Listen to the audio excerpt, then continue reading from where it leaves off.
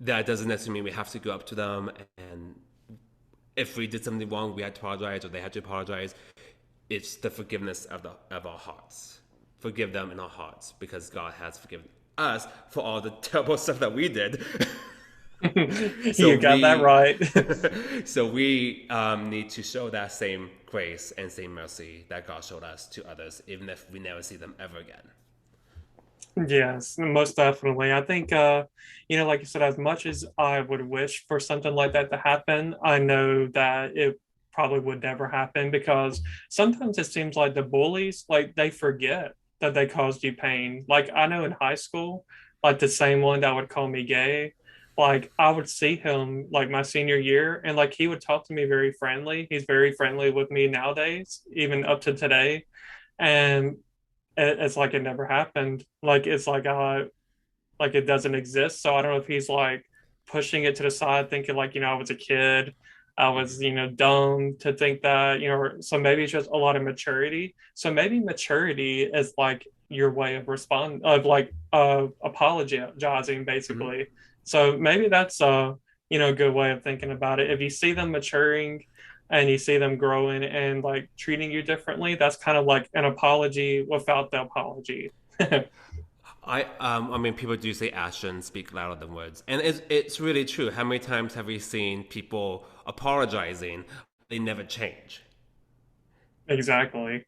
But how impactful is it to see people, even though they didn't apologize to you, but they're doing much better in their life. So I'll be way more mature, because we have to understand everybody was stupid when they were 13.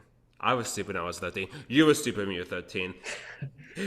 We don't make good decisions when we're teenagers. We just don't. Hmm. I'm almost 30 and I don't make good decisions sometimes. Yeah. So we're human and we make mistakes. But kids, um, but kids just don't have the maturity enough. Because I read somewhere or someone told me that brains don't fully develop until like 21 or 25. Hmm. Like I forgot you told me that, but like brains fully develop by our early 20s.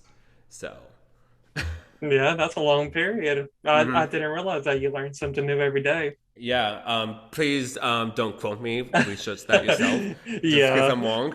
Um, Yeah, I would definitely look into that because that's very interesting. That it takes it takes a while for the brain to fully function. Oh, not function. Whoa, takes to fully form.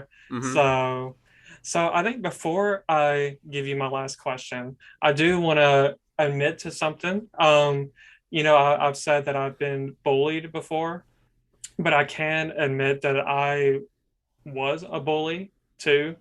So Gross. like I've been on two different sides. Like I know as I was older, if I was 20 and like I was kind of going through a bad like with the same ex, I kind of was going through issues with her and like the same friend that like I was, with the whole gaslighting situation. Like he was like always getting in the middle of it.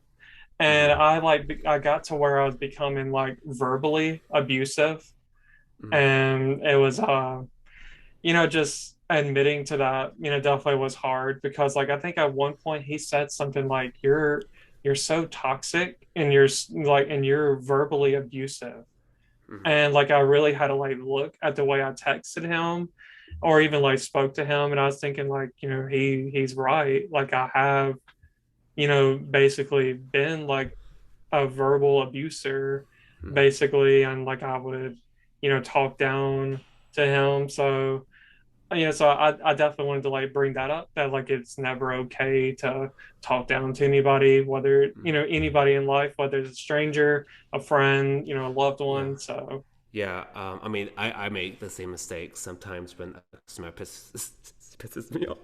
I would say bad things about them, and I shouldn't, and I know better.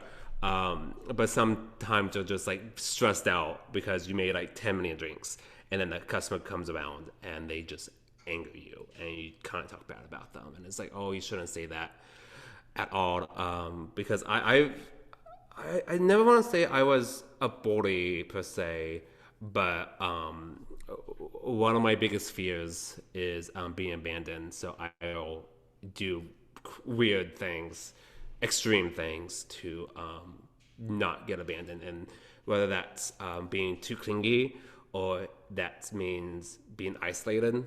Because like if I abandon you, you can't abandon me, so we're good here.